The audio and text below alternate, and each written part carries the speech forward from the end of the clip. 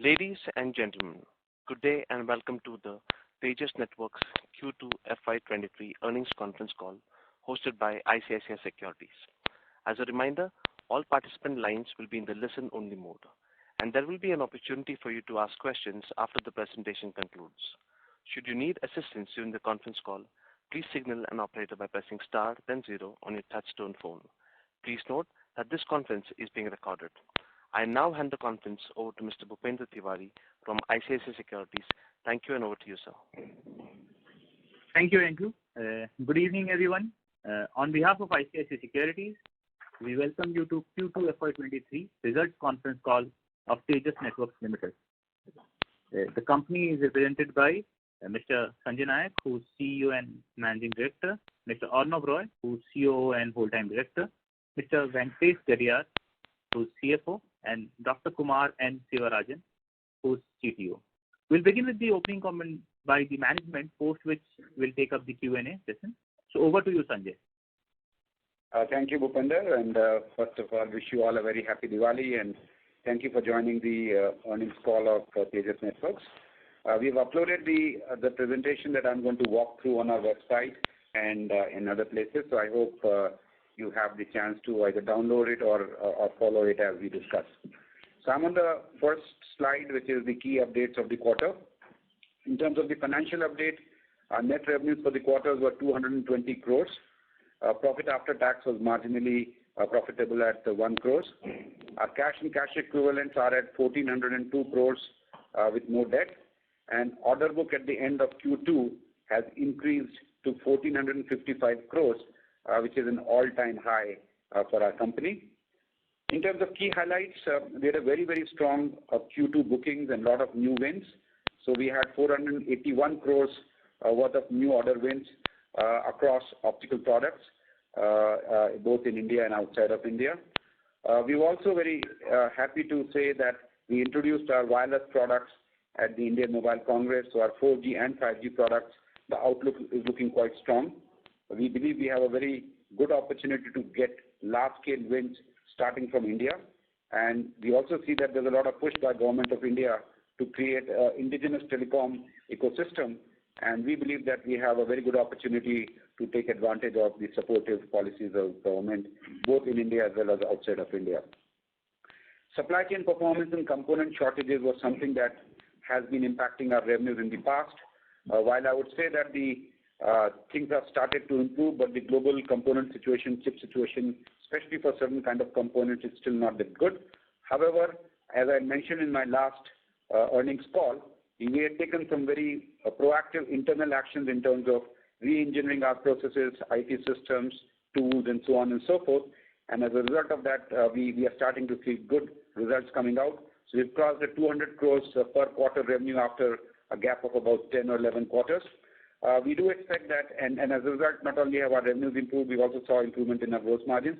We do expect that as the year progresses, we should see continued improvement in the second half of the year in terms of revenue performance as well.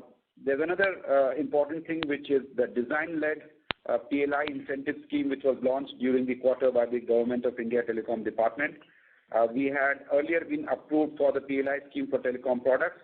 This new design-led scheme is a very innovative scheme where all the investments that are made in R&D, which are capital in nature, including salaries and manpower cost, can be counted as investments for the PLI policy.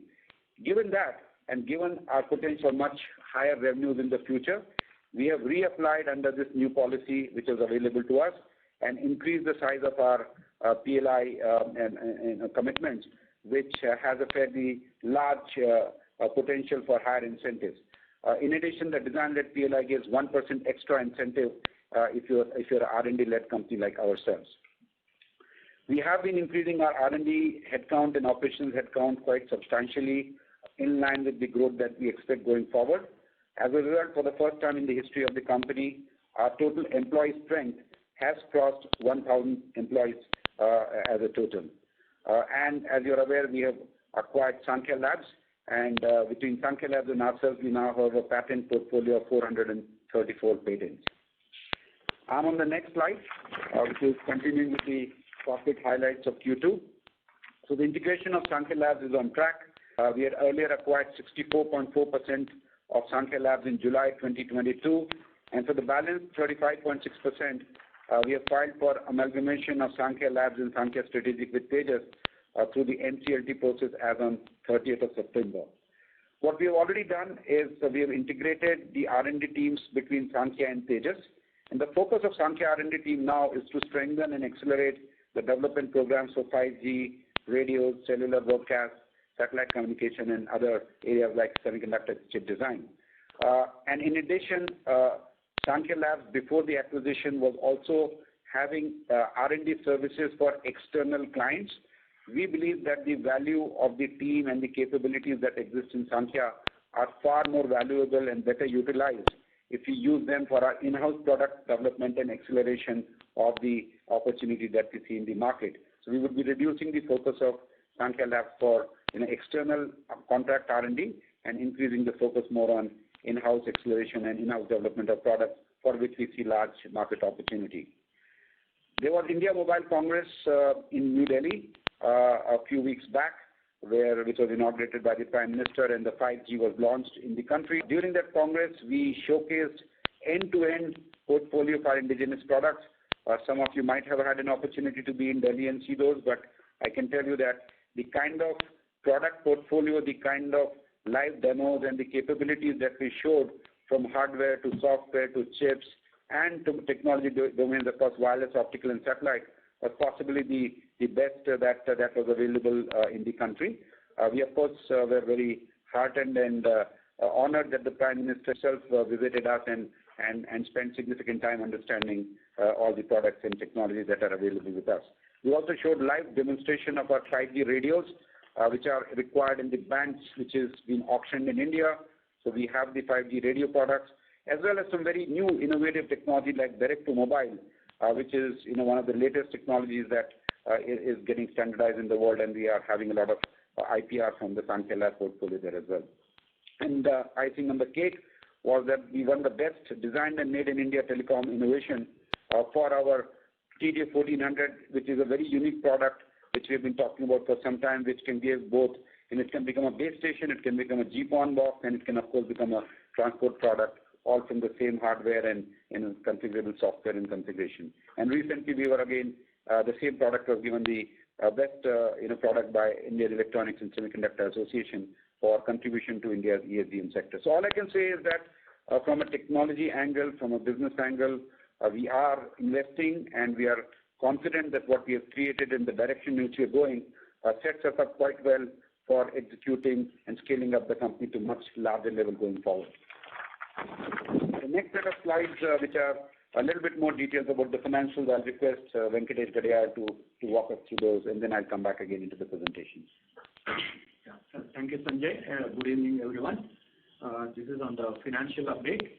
Q2 revenues were 219.9 crores, which we saw a year-on-year increase of 27.3%, and on a half-yearly basis around 9% growth. And while we had a loss on EBITDA of 4.3 crores for a quarter, we had seen the profitability in terms of PBT and PAT. We had a PBT profit of 10.9 crores and a PAT of 1.1 crores, and EPS of 7 paisa. And above Q2 figure includes Concall. For example, the Concall revenue of 13.9 crores of Q2 has been included in the revenue. Similarly, EBIT includes Concall EBIT of loss of 5.7 crores, and the PBT and PAT of Concall for 5.3 crores in Q2 23. Loss of Q2 23. Key financial indicators. We had a cash outflow from operations of 71 crores, and net worth has been improved to 2,548 crores, and there was an increase in the inventory to 399 crores as of 30th of September. Inventory has been increased since we could not ship out the complete our unbalanced systems to fulfill the customer's order due to the critical component shortages, and hopefully we expect to consume these inventories in second half of this fiscal year. And trade receivables were at 380 crores, and we have collected rupees 201 crores during Q2. And the working capital has been increased by 100 crores, and primarily due to the increase in the inventory level. Our cash position as of September 30th is 1,402 crores. This includes, after making a cash investment of 284 crores for acquiring the 64.5% stake. And with our healthy cash position of 1,402 crores, we are in a well position to execute larger opportunities to scale up our business.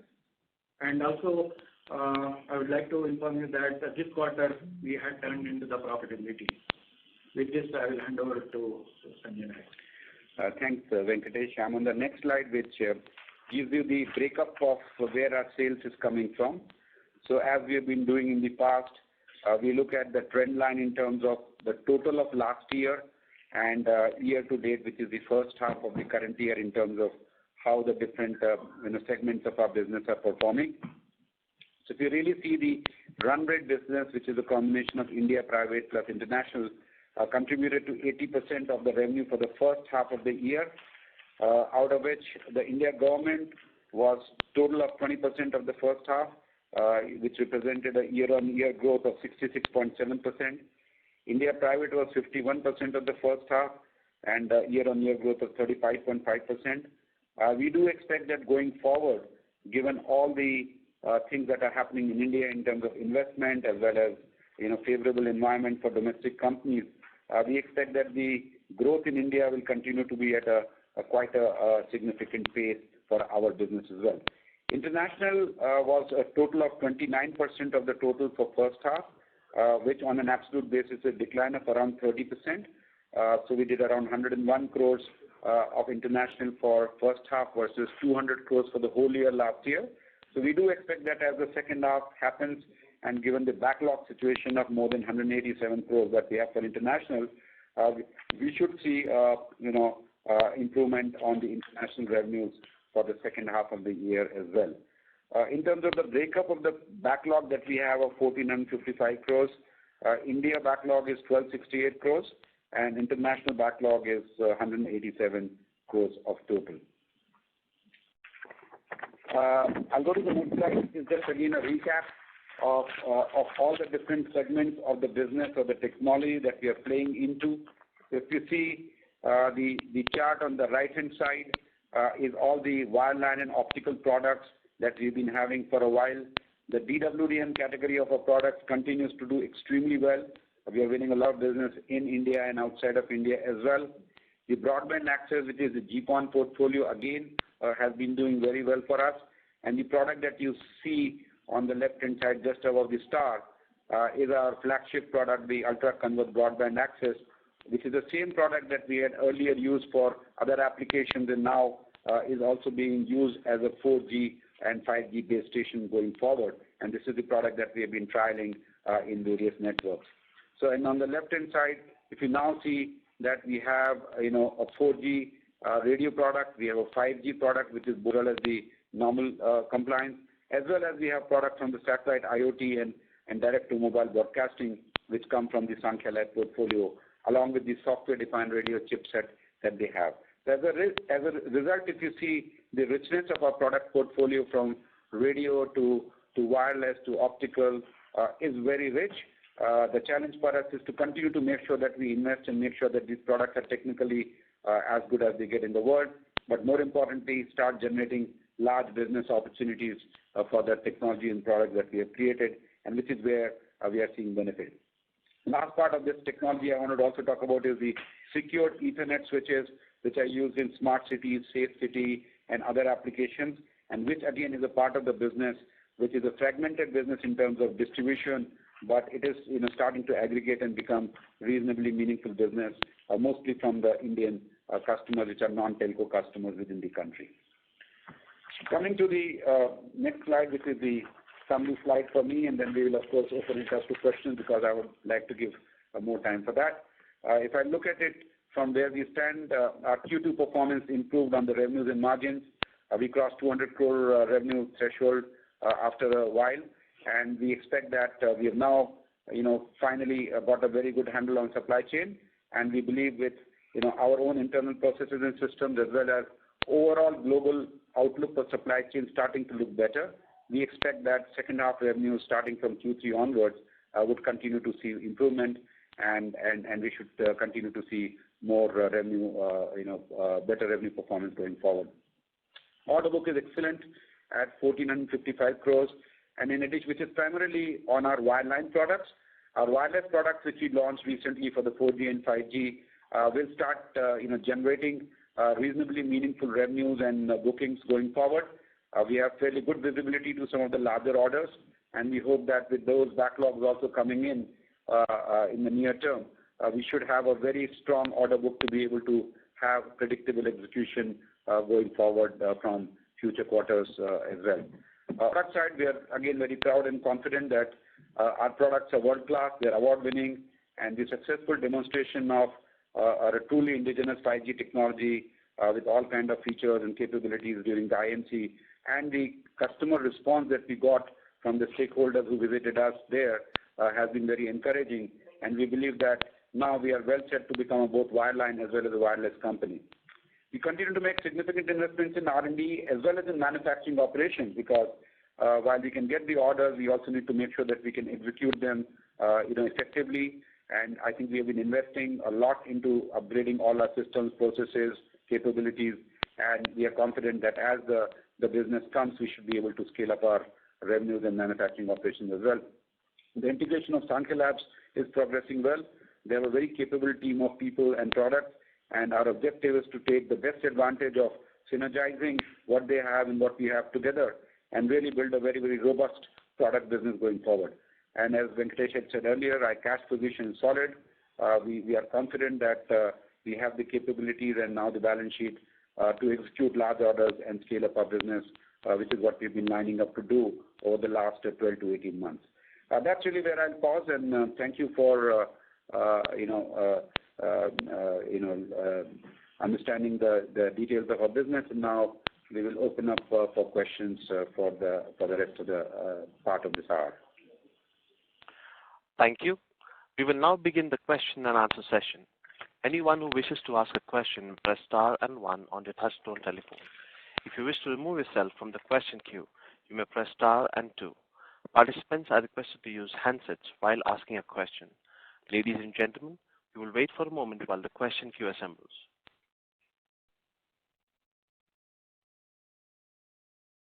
The first question comes from the line of Pratap Maliwal from Mount Intra Finance. Please go ahead. Hi, and thanks for taking my question.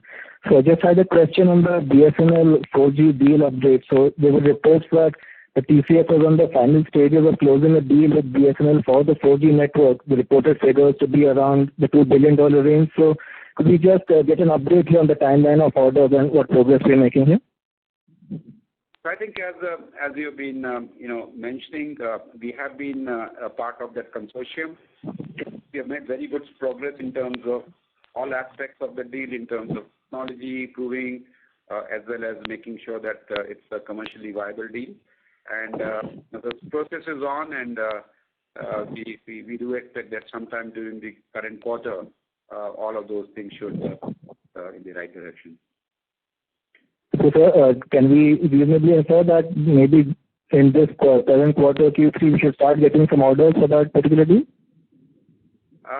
It's very difficult to predict anything from the government, but all I can say is that anything that has to be done from our side in terms of enabling this business, whether it's from a product readiness or a commercial viability, has been done. And the process is on, and we do hope that we would get an opportunity to close that business at the earliest. Okay, sure, sir. And regarding the order book, so how much of the order book do we have for the execution in the remainder of FY23, as I believe the seasonality kicks in and the later part of the year is seasonally better for us. So how much of the order book would we be executing in the remainder of FY23? Yeah, so typically, as you know, we have a fairly, heavy second half compared to the first half. In different years, it's been 35-65 or 40-60 between first half and second half. So I think similar this year, where the second half strong second half. What I talked about earlier in terms of getting a much better in terms of supply chain, in terms of planning, processing, and internal tools, we do expect that the second half would be strong. So from the order book that we have, anywhere around 40% or so, we would like to. We are subject to, of course, supply chain issues not coming in the way.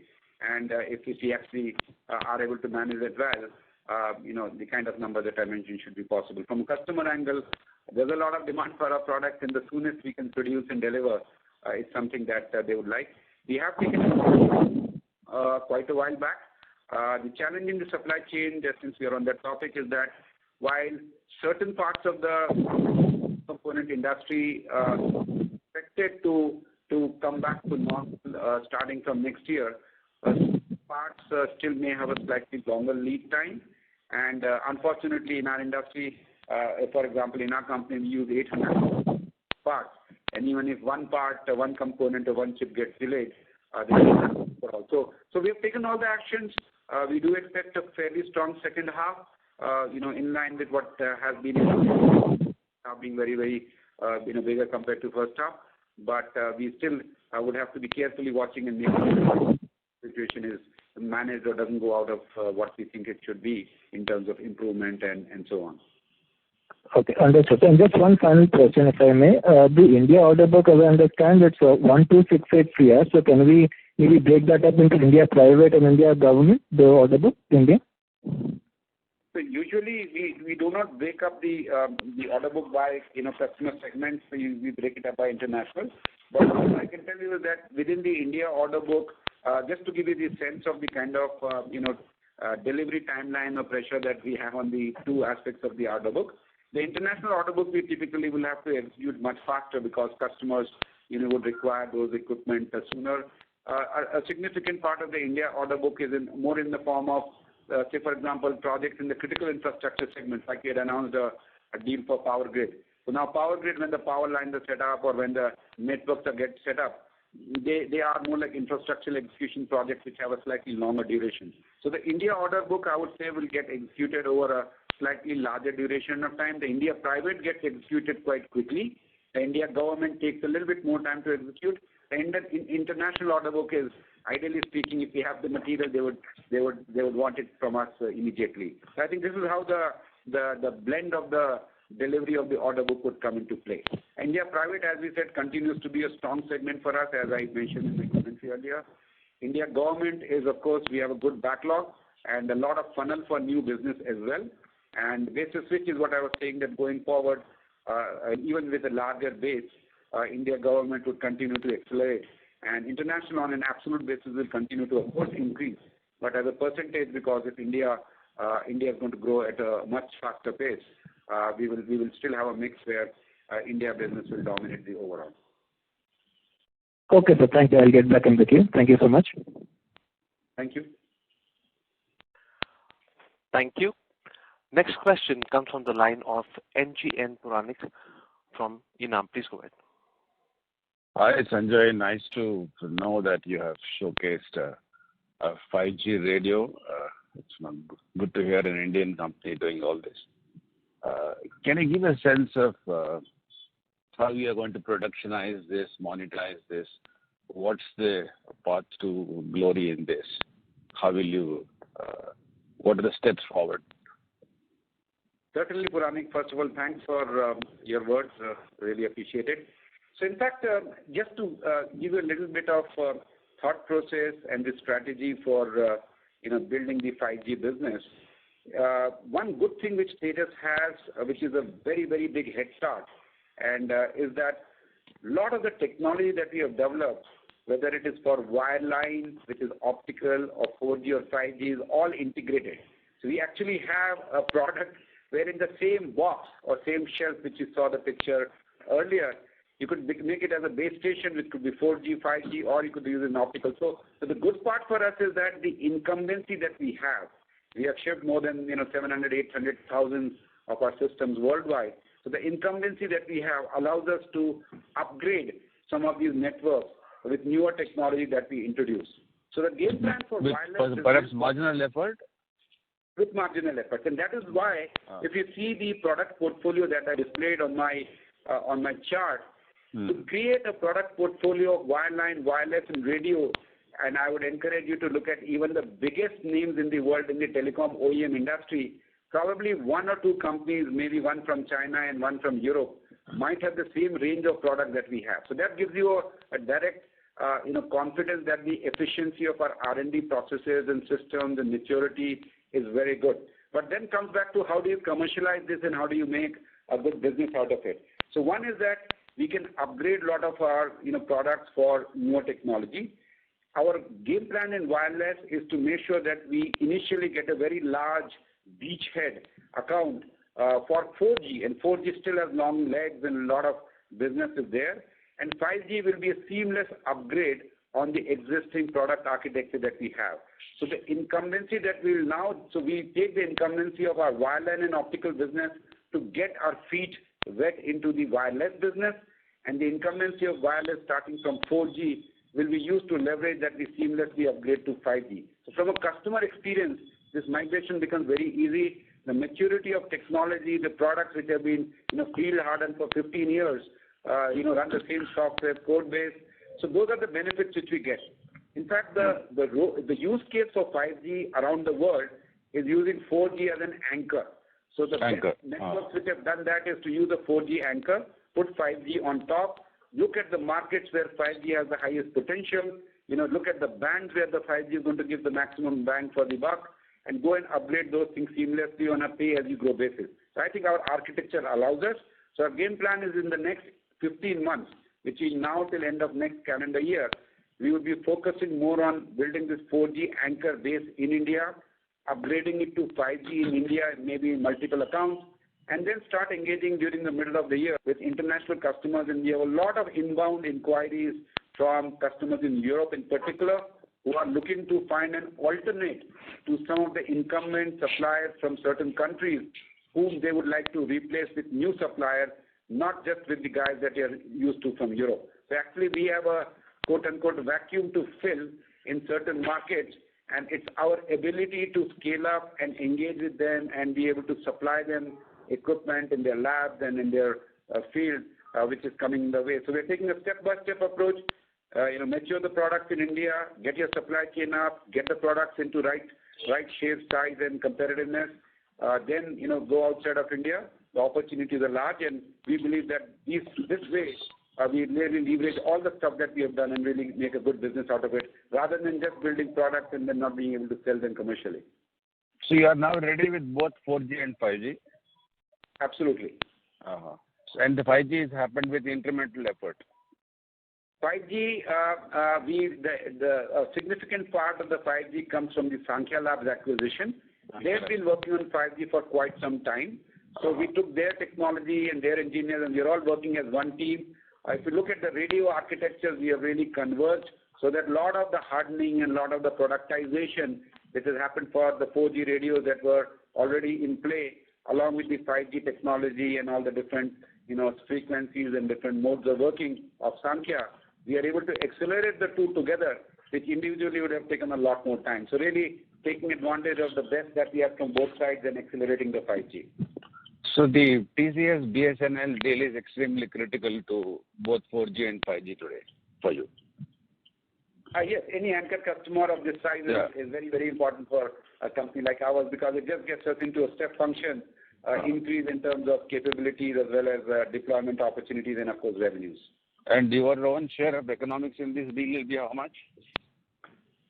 Typically, RAN is a fairly large portion of a network. So as you can see, because that's a very large amount of field deployments, every site or cell site could potentially have radios of 1 or 2 bands or 3 bands at times. So it's a fairly large opportunity and very significant opportunity to scale up our company in terms of supply chain capabilities, finances and everything else. So in a 2,000 crore deal, you will get a share of what? 50%, 60% or more? That I think let the deal happen and then we'll of course be happy to share. Let the deal happen, yeah. No, I wish the deal happened. That's very critical for India and for you, and both in the 4G and 5G. That's very important. I have another question. About you mentioned a very interesting number that you have 400 IPs combined, you and Sankhya combined, 400 IPs. I think you are an IP company. Very few IP companies of your stature. But what I want to understand is, see, what happens is generally most of the IP companies work on product innovation, new ideas and all that. But they get lost on the monetization route, on the route to economics. So I want to understand these 400 IPs, the character of these 400 IPs, potential of these 400 IPs. In fact, last time also I asked you about how many of them are production IP, sales IP, process IP, defense IP, and which will, for example, if you can explain through for the 4G and 5G creation, how many of these IPs are deployed? If you can give some sense of the power of these IPs, it will get an understanding when they are going to get monetized. Yeah. So first of all, the good part about our company is that we just don't create IPs for the sake of creating IPs or filing patents. The best part is we actually productize them. So if I look at the total IP portfolio, it is spread across optical products, Ethernet products, 4G, 5G, and even 5G Advanced, which is going to be a part of 6G. Some of the IPR also pertains to that because some of the new things which are coming, those standards are being contributed by our teams here in India, from India, right? And in fact, even there's a lot of talk that finally for the first time, India is actually contributing to global standards and correspondingly filing the IP. So I think we have a whole spectrum of IP which is across these 4 domains that I mentioned, which is optical, Ethernet, and 4G and 5G, and onward. Now, what we do is all the products that we create, so everything that we build, for example, a transmission box or a 4G radio or a 5G radio or a direct-to-broadcast radio and so on. So there's a lot of our IP actually is, of course, embedded into it. So as such, we are not in the business of selling the IP or licensing the IP to anybody else. It is more for use in our own products so that we get a differentiation to begin with. And secondly, as you also mentioned, part of this patent is also defensive in nature because we also need to make sure that we have a reasonable portfolio of IP with us so that, at any point in time, we always have a situation that we can have a fair negotiation with anybody. So I would say it's a combination of all of that. Our interest in the IP is to really make products which are world-class, make products which are really meaningful and differentiated to the customer, and at the same time also protect some of the unique ways of things that we've done. And you are saying there is a method in the creation of these IP. They have a direction. They have their own proprietary stature in the portfolio. They can add the value. There is none of these IPs are redundant. If when you do an IP audit, perhaps you will know. If you give some sense of that, that will be useful. Yeah, we have not done a formal IP audit, but just as I said, just to maybe highlight that some of the IP that Sankhya has been creating is actually going into a 6G standard, let's say, right? So that gives you the sense of the importance of that IP, right? In terms of how would you do a broadcast 5G application in a certain way, let's say, right? So those are all things which are extremely valuable. They will be productized in the form that it will be meaningfully useful for a customer to do something new, do something in a different or a clever way, give a differentiation to a product. So that's what our focus is. And really, as I said, I mean, productization of the R&D or the intellectual talent that we have in the company is something that really is what we focus on versus, just creating a portfolio and, licensing it to someone else. In that sense, we are, actually just to give the same point, like Sankhya earlier we used to do a lot of R&D services work, very, very complex R&D services work for certain kind of customers who would love to get stuff done by Sankhya. We believe that the talent and the capabilities are better utilized for accelerating our own products, and getting that kind of service revenue is not that meaningful for us. If you were a services company, absolutely. But if you're a product company, we see a lot of business opportunities. We see a lot of things that if we had this product yesterday, we could sell it. So we would rather put all our engineers and all our talent in that direction rather than in the short term, maximizing our revenues and, providing services to someone else. So if you have to pitch yourself for an international opportunity, Europe or US, how do you, for a large deal, how do you pitch it? Is it different from how do you do it for an Indian company? So clearly, I think depends on the market and depends on the dynamics of the customer. So I think one of the things I would like to highlight here is that over the past 2 years, there's a lot of geopolitical situation which has changed in the world. So earlier on, if you were a new equipment provider, one of the questions someone would ask is, how are you better than company A from country A or company B from, country, wherever else, right? And the onus of proving that you are far better than either on cost or feature or performance or technology was on you, right?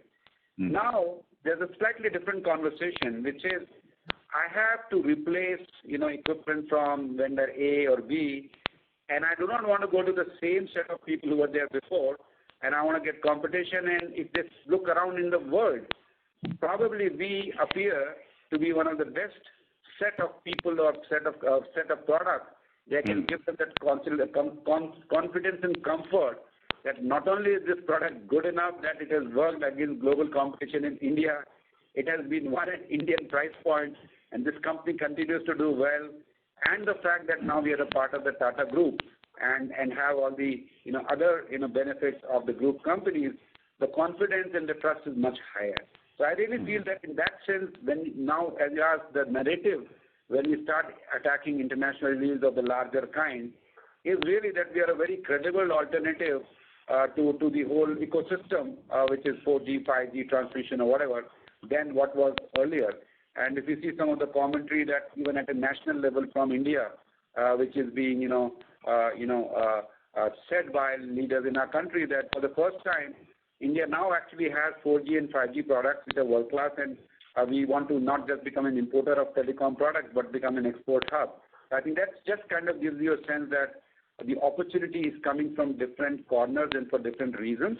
And the fact that we have had success in India is a very good benchmark of confidence, because every global player and everybody watches what's happening in India, and our success in India is always considered highly valuable, and we do get instant credibility. Where we were handicapped earlier was lack of brand on international market, lack of local support, lack of a comfort that you guys will be around 5 or 10 years from today. But with the partnership of the Tata Group, I don't think any more relevant. Of course, we want to mature our products, especially the newer ones, like I mentioned, on 4G and 5G in India, before we go for an all-out things internationally, which is what a prudent thing to do given the complexity of this technology. Excellent. One last question on business economics. The bread and butter livelihood-based question. When do you think you will get back to 15-20% operating margin, which typically a power of IP company? How soon? Year or two? Yeah, so what we would like to compare ourselves, I would say in the medium term, would be try to become among the best in class among telecom equipment companies worldwide. Because our comparison with the IT services company may not be the right comparison, because the market and the profit dynamics are slightly different. Yeah, but comparing an IP company. No. Okay, IP company, yes. So if I look at a product global telecom OEM, our target is that in medium term, we should become among the most profitable, and in the long term, not only should we have very large revenue in terms of global market share, we should possibly be the best in class, because with an Indian R&D cost advantage, with a large home market that we have, which of course in the local market your sales costs are lower, the fact that in India if you win and you fine-tune your processes, sell product, you can make a lot of margins when you go outside of India, are all positive. So I would say what we are thinking right now is, rather than optimizing and getting to this profit target in the next 1 or 2 quarters, let's invest for the next, short period of time, I would say. Get the scale, get the size, get the credibility, and after that, it's very, very straightforward, because if you can make X percentage of profit in India, you sell outside of India, you can add 10 to 20 points. And I think that's something which we have done it before. And our goal today is to really make sure that we build the company for long term. We build processes, systems, people, talent, manufacturing, cost optimization, so that everything that we do in India is A+.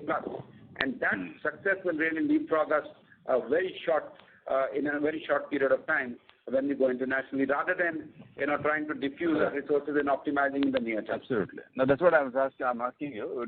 2 years down the line, will you be a 25-30% margin company? I would say the numbers, but 2 years down the line, we should be definitely among the better run telecom equipment companies in the world. Correct. Because with the power of your IP, you should be a lot more profitable than the rest. And then the fact that a lot of it is done from India, which is, we never took advantage as a country to do a lot more R&D for a lot less. And which is all evident in what we've already done and what we will be doing. So I think all those basic elements which you articulated are all right. The reality of that comes with scale. Scale is what we need to get sooner than later, and we're focusing to make that happen. So I think if we just play the thing in the right sequence, we are very confident that we will deliver what the potential of the company and country in a larger sense. Since you mentioned that it's important for India to now become a big player in this new ecosystem, I think we feel that we have the best shot to do that. Wonderful, Sanjay. Thank you. All the best to you and your company, and happy Diwali. Thank you, Puranik. Thank you. Next question comes from the line of Vimal Gohil from Alchemy Capital Management Private Limited. Please go ahead. Yes, sir. Thank you for the opportunity. Firstly, it's good to see quarterly improvement in your revenues, even excluding Concall. So congratulations on that improvement. So just I joined the call a bit late, so please pardon me if I am making you repeat something. Sir, just on your profitability, I mean, you had guided that some of your fixed cost agreements which you have signed, which are already present in your order book, are already at higher raw material levels, are at higher cost levels. So that could have an impact on the margins going forward, is what you had indicated last quarter. But it certainly seems that you have sort of turned the tables around in this quarter, despite Concall having a loss of about 5 crores on the operating level. So just wanted to get a sense on what has led to this positive surprise, if at all, if you feel so. And second question was on your international revenues. We have seen a bit of softness. Is it what would you attribute that to? Yeah, these are my two questions. No, fair enough, but I did not answer this question, so you didn't miss anything. On the first question, yes, you're absolutely right that some of the rupee-denominated contracts in India were fixed price, and given this component cost increases and all that, we did have a challenge. The product mix in the last quarter was a little bit more favorable to us in terms of things where we could get certain costs down or get cost reduction, or maybe the margin on those specific deals that we had signed, or the things. I wouldn't have the exact pulse in terms of what were the 1 or 2 deals that actually made it happen. But broader base, I think we did do better in terms of improving the margins. One other thing related since we are on the topic of margins, one thing which we also are trying to do is that as we line up for executing at a much larger scale, and I'm again very happy to say that a lot of the global chip suppliers are treating us far more seriously than they would have treated us a year back, let's say, right? Because they do see that, what I mentioned earlier, that if in a few years' time there could be a new global OEM which could be emerging, which could potentially be a large-scale company, we have a very good shot at being that company. And if that is the case, those chip suppliers are also giving us strategic pricing, strategic delivery timelines, not as good as we would like today, because they still are handicapped by their supply chain shortages in terms of fab capacity and so on. But the way things are unraveling, especially in the last 2 weeks, how some of the geopolitical developments have happened, we have reasons to believe that the supply chain situation in terms of chip supplies can potentially only improve from the levels that things are, including some of the pressure on pricing can release. But of course, all of that will take time to unravel. So that's one part on the margin side. Second question you had was on the international side. So as you saw, we have a backlog of more than 150 odd crores or 180 crores on the international side. It's again a situation where we, especially for international customers, because in Indian customers, suppose you have to ship X number of systems, you could ship some percentage of X in lot 1 and you can do some percentage in lot 2. But in international customers of different kinds, they would prefer all of that equipment to be delivered in a certain certain way. In which case, if you have any kind of imbalanced inventory, I would not be able to ship it to them. So I would say that during this quarter, it was just a function of what were the customers that we had to give priority, what are the things we could manufacture and complete as systems. But as I mentioned earlier, going forward on an absolute basis, at least international performance in the second half will be better. But as a percentage, if India continues to grow at a very fast pace, either this year as well as next year, as a percentage, of course, international will be lower. And our target is that we are taking one step at a time and get to scale using the volumes of the home market in India. While all the engagements in terms of lab trials and other stuff with the critical customers internationally we will continue to do. But I must also highlight that our existing customer base continues to do well. That is the reason the run rate accounts from various international geographies like Africa, Southeast Asia, and so on and so forth continue to give us good revenues. But developing Europe and US, which can give us significantly larger revenues, will be something that will take a little bit more of time. And given just the priority is given the amount of opportunities available in front of us, starting from India on larger deals, we just have to make sure that we do a good balance and don't ignore the home market just because it's home market. I think it's a very valuable home market, and we wanted to take the best advantage of it. Understood, sir. That's great to hear. So basically, what I would the short takeaway would be that going forward there would be sequential improvement that you are showing will sort of continue. Would my assumption be right in terms of top line and profitability? Top line, definitely. We believe that with all the action that we have taken internally and the external situation seeming to improve, we definitely do believe that the top line situation will continue to improve over the next few quarters. And as scale catches up with us, we also believe that we should start getting better control on our margin and pricing. And again, I would say it will not happen overnight, but the trend definitely looks very positive and upwards for us.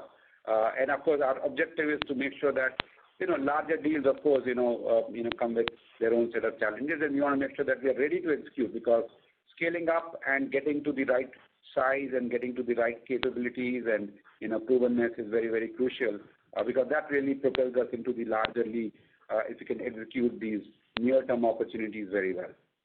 Understood. Sir, another one on Sankhya. Again, I'm not sure if you addressed this, but just on profitability, what is the output there? I mean, while you have indicated in the presentation that the integration is on, but are you as confident in Sankhya that Sankhya will be able to be as profitable as Tejas is going forward? So I think I mentioned actually in the context of Sankhya integration that the focus for Sankhya is not. Sankhya had two businesses before we acquired them. One was services business, very high-end R&D services that they were doing in addition to including their own IP in those services for clients, abroad, right, or in India, wherever. And that was a reasonably profitable business for Sankhya. And the second thing Sankhya was doing was developing their own products, which, of course, once your own product, we have a lot more potential. So what we have taken a conscious decision is that we want to focus on the second activity a lot more. We would rather take the outstanding talent and the capabilities and use them for not just Sankhya products, but all the 5G stuff that, for example, we talked about. A lot of the 5G heavy lifting from the capabilities came from the Sankhya team. So rather than, focusing on the profitability of Sankhya, we are now looking at it, Tejas plus Sankhya as one team, one entity, and really creating a portfolio of products and prioritizing the R&D in areas where we see maximum possibilities of revenue scale up and profitability scale up going forward. So we are kind of doing a Tejas plus Sankhya optimization rather than Tejas optimization alone and Sankhya optimization alone. I hope that answers your question. Right. And so lastly, some media reports indicate that we are sort of front runners for the large BSNL deal, along with TCS. So just to understand this a bit better, the receivables with BSNL that will happen while you are executing this project, how will this get fructified? I mean, will TCS will we provide our services to TCS and then TCS takes the receivables on our behalf, or will it work the way it used to before? Because our historical experience has been that typically execution of these contracts have sort of stretched our balance sheet a bit in which I'm sure you agree, which has happened in the past. So what are we doing so that does not repeat going forward when we execute the BSNL contract? So first of all, let me tell you that at least whatever we can do from our side as Tejas to be successful in winning large deals, we are doing, and as I mentioned, in chemical or I think we are playing our part well, and I am confident that at least everything that should be done from our side is being done. In terms of the media reports, we also read the same media that you do. So I guess when the things actually fructify, we'll all know it. So that's the second part. Coming to the third part in terms of the financials and the receivables from BSNL, all of us tell you is that the good news is, that BSNL is a very well capitalized company right now. They have been given, I believe, from the media report that I've seen, close to 160,000 crores worth of support from the government of India, which is, including, significant amount of cash infusion. So I think as an operator, BSNL is a fairly healthy and solid customer. So I don't think we need to worry about that part of it in terms of the receivables. Second thing, I must tell you that over the years we've had a fairly good and detailed working experience of how to work with not just BSNL but any other PSU operator or even private operator or anybody else in terms of making sure that we follow the processes and systems to the T, because the better you do at that, the lesser the chance of any financial, receivables or anything adding up. The problem comes when the company is financially not solid, which was a case of BSNL in the past. But going forward with the kind of government support they've got, we being much more experienced in terms of processes and systems, we working with other consortium partners who are quite matured and experienced in handling large projects. Intent overall to make sure that we create a vibrant and healthy ecosystem from India, which not just does well in India but does well around the world for India. I think all of those things make us far more confident that we will be disciplined about execution, and we will make sure that whatever profits and whatever financial gains that are got are all done and actually realized.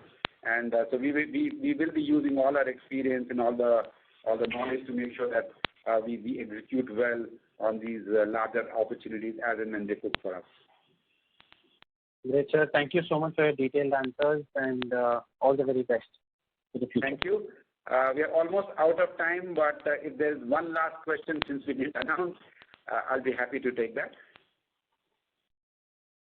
Thank you.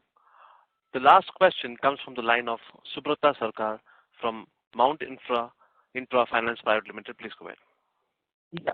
Hello.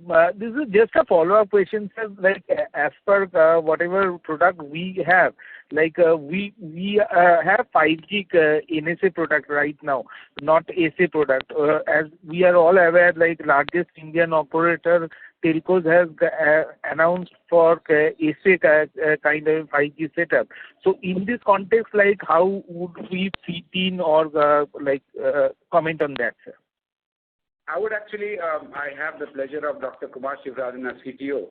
So I think between SA and NSA, as you mentioned, I'll request Kumar to give his views on that. Yeah, sure. So our 5G product will support both SA and NSA. Okay.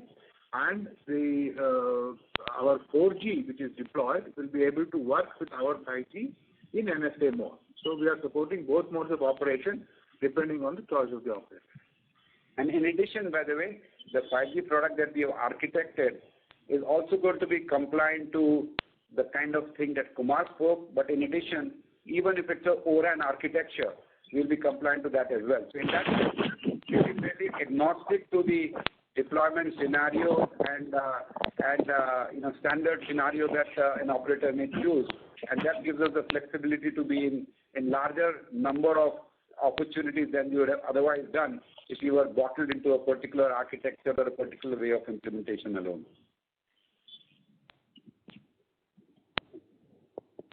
I hope that answers the question. Yeah, perfect. Thank you. Okay, great. So thank you. Again, we appreciate you all taking the time just before Diwali, and as I said, this quarter has been a good quarter in terms of getting the momentum in the right direction. The order inflow is good. The order book is very healthy. That is for the wireline part, which gives us confidence that all the work we have done over the years is very, very impactful and getting good. On top of that, the wireless business is coming as a nice add-on business, and we see good signs of larger opportunities closing. The supply chain and the operations that we have taken a lot of active role in terms of fine-tuning and fixing the systems and processes is all coming together, which showed in terms of the Q2 performance. And as we mentioned earlier, going forward, we expect to continue to see improvement in those directions. So overall, I feel as a company, we are all committed in making sure that we look at the medium and long-term picture, do all the right things, and in the short term, make sure that the execution continues to improve so that the company starts realizing the full potential that we've been working for so many years. So thank you. I wish you all and your families a very, very happy Diwali and enjoy the upcoming holidays. Thanks again. Thank you. On behalf of ICICI Securities, that concludes this conference. Thank you for joining us. You may now disconnect your